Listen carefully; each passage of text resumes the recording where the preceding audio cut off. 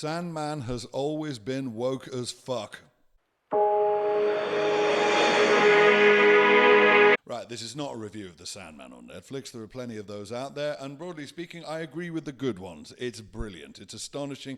Some of us have been waiting for this since the 90s. We can't believe it's happening. We can't believe they're getting it as right as they are. Sandman has basically ever since its inception been regarded as completely unfilmable, and for a reason. You couldn't even isolate 2 hours worth of the story and then make a movie about that, because the whole thing is interconnected. And say what you like about the streaming model, but it does at least make something like this possible. Yeah, there are tweaks being made to the narrative, but all the tweaks that are being made are helping it function as episodic TV, which there was always a possibility that it wouldn't.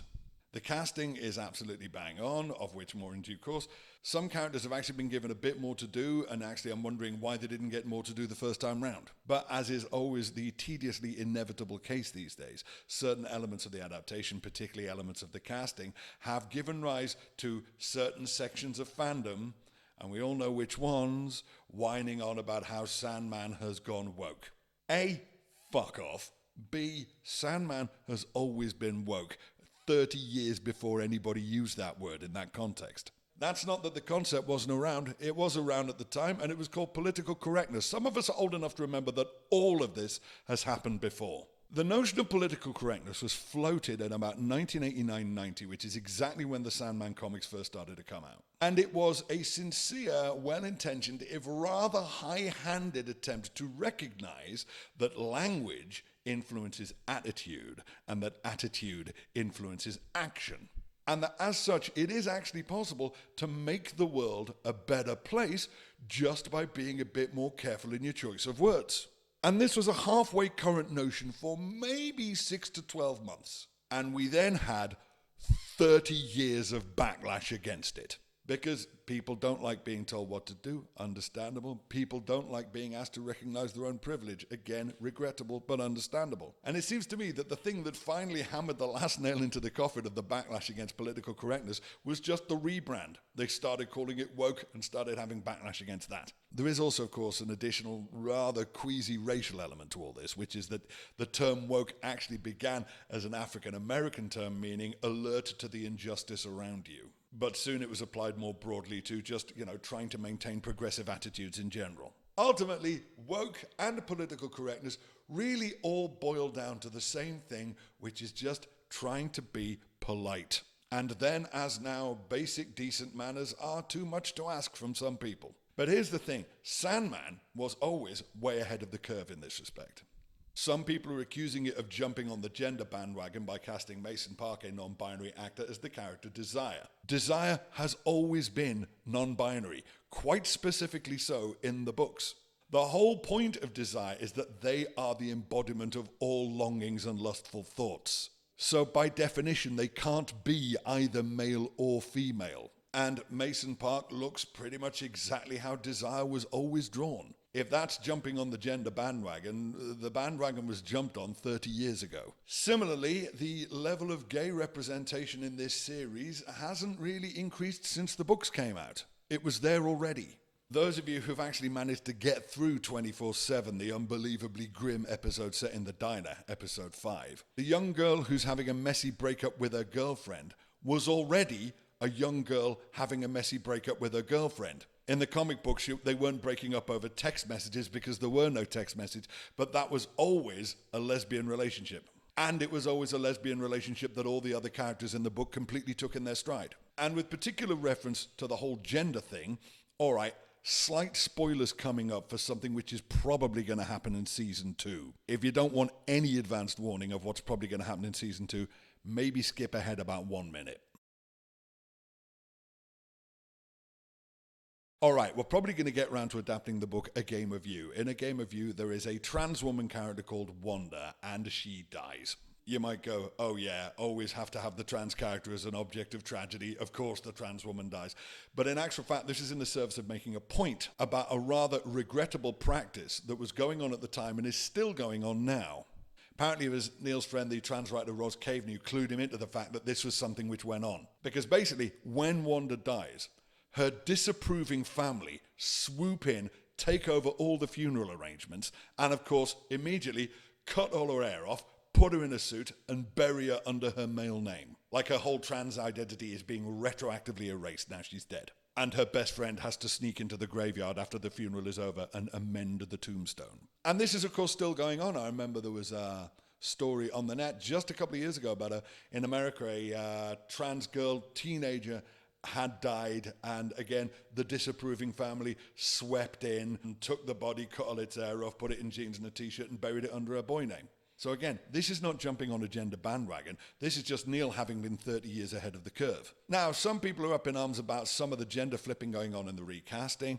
As far as I'm aware, the main reason that we've got Jenna Coleman playing Joanna Constantine and not John Constantine is that because of the existence of the Constantine TV show, they couldn't actually get the rights to John. So rather than have John being a descendant of Joanna Constantine who turned up in the 17th century, I think now she's a reincarnation of herself. But of course, inevitably, the bit of recasting that's got all the bros up in arms is Kirby Hal-Baptiste as Death. Now, my theory about all this is that Death in the comic books was always drawn as this absolutely adorable little perky white goth chick. And I think a lot of the objection to the casting of Kirby Hal-Baptiste is not so much specifically racist in nature as, oh, we wanted a perky white goth chick like in the comics.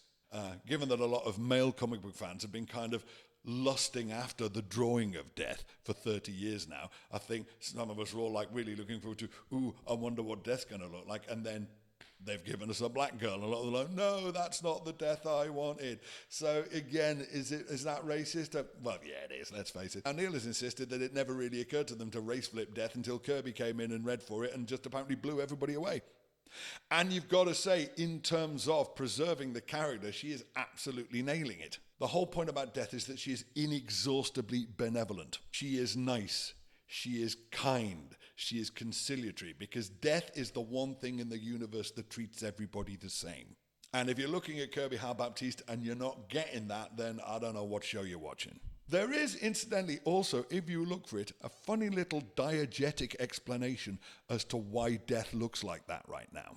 Now, one of the things you know if you read the comic book is that the Endless don't actually have a physical form as such, and they look like kind of however whoever's looking at them expects them to look. And this has already been hinted at in the TV show when Dream goes down into hell. You may remember he has a brief conversation with a black lady trapped in a cell in hell who obviously knows him and is pleading with him to get her released. And when he turns and addresses her, we see what she sees, and she sees this beautiful young African tribesman with dreads. The point being that when Dream visited her 10,000 years ago in prehistoric Africa, that's how she perceived him. Because of course you wouldn't perceive him as an emo Tom Sturridge, because white people kind of hadn't been invented yet. So given that, how the Endless appear is kind of relative to who's looking at them, you might recall that in episode 6, The Sound of Her Wings, the first human that Death interacts with is Franklin, the kid who gets run over. Now, in the comic books, Franklin is a white kid, and in the TV show, Franklin is a black kid. So it could well be that the vision of Death that we are seeing in Sound of Her Wings has been temporarily defined by Franklin's perception of her. You know, maybe in the comic book, little white Franklin sees Death, sees adorable little white goth chick, and so that's how we see her. In this one, Franklin, black kid, sees Death, sees adorable hot black girl, and that's how we see her. I have no idea. I'm literally pulling this out my ass. But if you want some kind of diegetic explanation as to why Death looks the way she does in episode 6, you can have that. Oh, incidentally, complete bit of trivia. That's Richmond Green, where Dream is sitting feeding the pigeons, and Franklin and his mates are playing football, not that far from where I live. And when Dream gets up and wanders off, he wanders down a tiny little street called Brewers Close, which is basically sort of just this crack between the buildings. And it's great because it is probably the most Gaiman-esque street in London. And also, stroke of genius, combining the two great standalone stories of early editions of Sandman, which is Sound of Her Wings and Hobgaddling, the Man Who Refuses to Die. Basically making them part 1 and part 2 of episode 6 means that episode 6 is just this glorious breather in the middle of the... And of course, it's absolutely necessary after all the horrors in the diner in episode 5. Like I say, the tweaks that are being made are all in the service of making it function as episodic TV. Brilliant. And another bit of trivia, the new inn at the end, where Dream tracks Hob down to, that's kind of my local pub in Ham, and just outside Richmond. That's kind of my favourite pub. I go there a lot. New Inn is kind of ironic, actually, because that pub is about 400 years old. So you might be finding some of the aggressively progressive attitudes of the Sandman TV series all a bit much. But if that's the case, well, you either didn't read the comic books or you weren't paying attention when you read the comic books. Because this is not a woke bandwagon being jumped onto. This is just a continuation of the attitudes that have been there, present, front and centre in that story since its very beginning. So if it annoys you, sorry, but it's not being done to annoy you. Actually, revise that statement. If it annoys you, I'm not sorry.